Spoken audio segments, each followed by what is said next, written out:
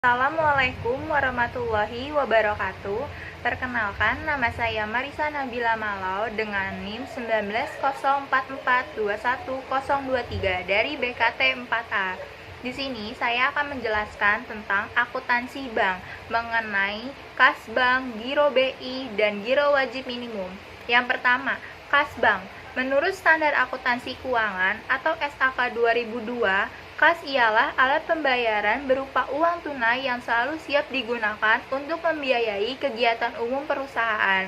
Di sisi lain, kas bank adalah sisa rekening giro perusahaan yang dapat digunakan secara bebas untuk membiayai berbagai transaksi. Akuntansi kas bank lebih dikenal dengan istilah rekonsiliasi bank. Rekonsiliasi bank diartikan sebagai kegiatan merinci perbedaan terhadap catatan di bank sebagai pengelola transaksi dan catatan yang dimiliki oleh perusahaan dengan pihak bank berupa rekening koran atau bank statement. Pada umumnya, penerimaan kas bank dicatat di debit, sedangkan pengeluaran kas dicatat di kredit. Penyebab terjadinya rekonsiliasi bank.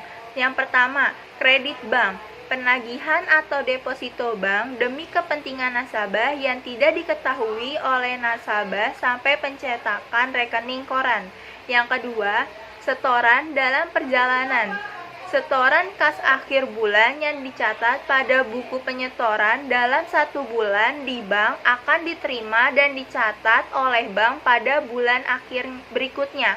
Yang ketiga, beban bank. Beban yang dicatat oleh bank terhadap saldo nasabah untuk pos-pos seperti biaya pelayanan, penulisan cek, dan lainnya yang mungkin tidak disadari oleh nasabah akan mengurangi dana perusahaan yang ada di bank. Beban bank inilah yang biasanya akan dibutuhkan jurnal penyesuaian oleh akuntan di perusahaan sesuai siklus akuntansi biaya. Yang keempat, kesalahan bank atau nasabah. Kesalahan pencatatan antar dua pihak akan mengakibatkan saldo bank tidak sama dengan saldo buku nasabah. Akuntan perusahaan biasanya akan membuat jurnal penyesuaian untuk mengatasi masalah ini. Yang kelima, cek yang masih beredar merupakan cek yang ditulis oleh penyetor, dicatat ketika ditulis tetapi belum dicatat atau belum dijelaskan oleh bank sampai bulan berikutnya. Prosedur penerimaan dan pengeluaran kas di bank. Prosedur penerimaan kas bank yang pertama, diadakan pembagian tugas antara fungsi penerimaan, pencatatan, dan penyampaian kas. Yang kedua, setiap penerimaan kas dibuat bukti penerimaan kas, segera dicatat dan disetorkan ke bank. Yang ketiga, dibedakan antara fungsi pengelolaan dan pencatatan. Yang keempat, dibuat laporan kas setiap harinya. Yang kelima, diadakan kas optame secara intern tanpa memberitahu terlebih dahulu. Prosedur kepengeluaran kas bank. Yang pertama, semua persyaratan yang relatif besar digunakan cek. Yang kedua, digunakan sistem voucher untuk menjamin bahwa pengeluaran-pengeluaran kas itu memang untuk pengeluaran perusahaan.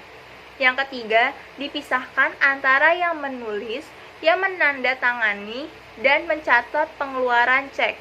Yang keempat, setiap hari diadakan laporan kas. Yang kelima, untuk pengeluaran yang relatif kecil dibentuk dana kas kecil atau petty cash.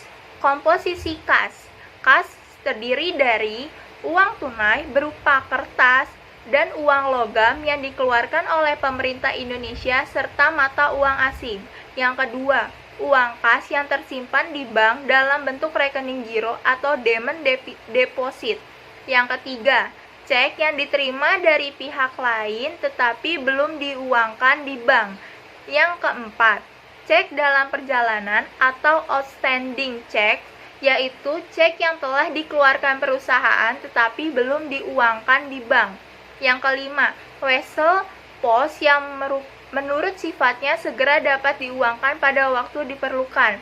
Yang keenam, simpanan uang di bank luar negeri yang tidak dikenakan pembatasan penarikannya. Kalau yang bukan kas terdiri dari cek mundur atau post date check. Yang kedua, pembayaran di muka atau prepaid expense. Yang ketiga, surat berharga jangka pendek. Yang keempat, deposit berjangka atau time deposit adalah simpanan yang ada di bank yang pengambilannya pada waktu-waktu tertentu.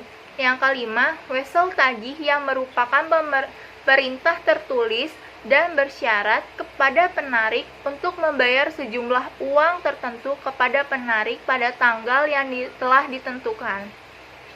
Dokumen-dokumen pendukung sah suatu transaksi pada pemasukan kas terdiri dari bukti kas masuk atau kwitansi, yang kedua faktur atau nota penjualan tunai, yang ketiga pita register kas, yang keempat daftar surat pemberitahuan atau DSP, yang kelima surat pemberitahuan atau SP, yang keenam memo atau nota kredit bank.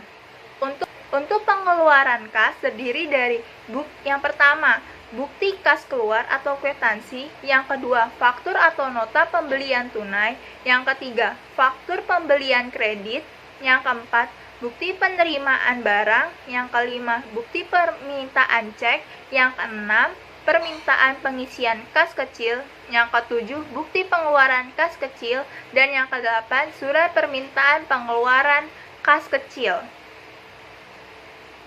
Selanjutnya, kita akan membahas tentang Giro BI. Giro Bank Indonesia adalah rekening giro milik bank umum atau komersial dalam valuta asing maupun valuta rupiah di Bank Indonesia. Dana pada BI adalah penyedia likuiditas bagi masing-masing bank. Penjurnalan Giro Bank Indonesia untuk pengambilan tunai, contohnya tanggal 1 Desember 2019, Bank ABC Malang mengambil tunai dana di BI Malang sebesar 500 juta.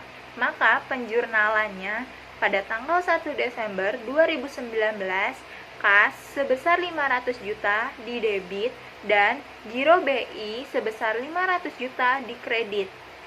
Untuk penyetoran tunai, contohnya, pada tanggal 3 Desember 2019, Bank ABC Malang menyetor tunai untuk giro di Bank Indonesia sebesar 300 juta. Maka penjurnalannya pada tanggal 3 Desember 2019, giro pada BI sebesar 300 juta didebit dan kas sebesar 300 juta dikredit. Penarikan clearing, contohnya tanggal 4 Desember 2019, Bank ABC Malang menerima tagihan dari Bank Setia Hati Malang sebesar 100 juta untuk beban saudara Budi. Maka penjurnalannya pada tanggal 4 Desember 2019, giro saudara Budi sebesar 100 juta didebit dan giro BI sebesar 100 juta dikredit. Untuk penyetoran clearing, pada tanggal 5 Desember 2019, Bank ABC menyerahkan warkat clearing dari BI. Pada hari itu juga, clearing keduanya dinyatakan berhasil sebesar 100 juta. Untuk keuntungan rekening giro saudara Ali, maka jurnal pada clearing keduanya sebagai berikut. 5 Desember 2019, giro BI sebesar 100 juta didebit dan giro rekening Ali sebesar 100 juta dikredit. Selanjutnya, kita akan membahas tentang giro wajib minimum. Giro wajib minimum adalah dana atau simpanan minimum yang harus dipelihara oleh bank dalam bentuk saldo rekening giro yang ditempatkan di Bank Indonesia. Besaran giro wajib minimum atau GWM ditetapkan oleh Bank Sentral berdasarkan presentasi dana pihak ketiga yang dihimpun oleh bank. Dana pihak ketiga. Dana pihak ketiga bank adalah kewajiban bank kepada penduduk dan bukan penduduk dalam rupiah dan valuta asing. Kewajiban pemeliharaan dan pemenuhan presentasi GWM dihitung dengan membandingkan jumlah saldo rekening giro pada Bank BI setiap hari dalam satu masa laporan terhadap rata-rata harian jumlah DPK dalam satu masa laporan pada dua masa laporan sebelumnya. Informasi mengenai DPK diperoleh dari data DPK yang disampaikan bank kepada BI sesuai dengan ketentuan BI tentang laporan berkala bank umum. Sebagai informasi tentang rekening giro pada bank BI diperoleh dalam sistem akunting BI. Presentasi GWM bank dalam rupiah atau valuta asing berdasarkan DPK bank. Yang pertama, GWM harian untuk masa laporan sejak tanggal 1 sampai dengan 7 adalah sebesar presentasi GWM yang ditetapkan dari rata-rata DPK dalam masa laporan sejak tanggal 16 sampai dengan tanggal 23 bulan sebelumnya. Yang kedua, GWM harian untuk masa laporan sejak tanggal 8 dengan tanggal 15 adalah presentasi GWM yang ditetapkan dari rata-rata DPK dalam masa laporan sejak tanggal 24 sampai dengan akhir bulan sebelumnya. Yang ketiga, GWM harian untuk masa laporan sejak tanggal 16 sampai dengan tanggal 23 adalah besar presentasi yang ditetapkan dari rata-rata DPK dalam masa laporan sejak tanggal 1 sampai dengan tanggal 7 bulan yang sama. Yang keempat, GWM harian untuk masa laporan sejak tanggal 24 sampai dengan tanggal akhir bulan adalah sebesar presentasi GWM yang ditetapkan dari rata-rata DPK dalam masa laporan sejak tanggal 8 sampai dengan tanggal 15 bulan yang sama. DPK dalam rupiah, kewajiban dalam rupiah kepada pihak ketiga bukan bank, baik kepada penduduk atau bukan penduduk, yang terdiri dari giro nasabah, simpanan berjangka, tabungan, dan kewajiban jangka pendek lainnya. DPK dalam valuta asing, kewajiban dalam valuta asing kepada pihak ketiga termasuk bank di Indonesia, baik kepada penduduk maupun bukan penduduk, yang terdiri dari giro, simpanan berjangka, dan kewajiban-kewajiban lainnya. Sanksi pelanggaran GWM.